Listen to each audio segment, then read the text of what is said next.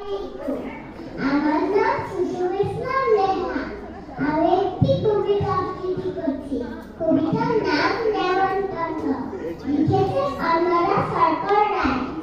যাচ্ছ কোথা চাকরি কোথা কিসের জন্য নেমন্তন্ন। বিয়ের বুঝি না বাবুঝি কিসের তবে ভজন হবে।